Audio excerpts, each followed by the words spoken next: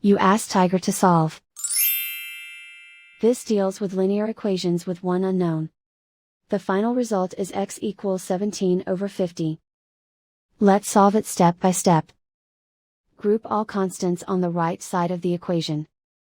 Add 2/5 to both sides. Combine the fractions. Combine the numerators.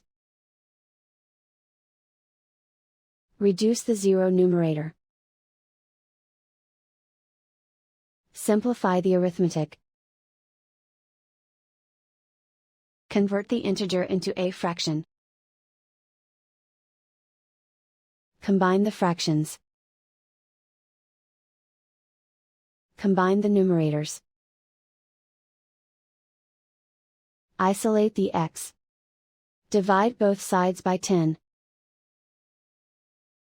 Simplify the fraction. Simplify the arithmetic.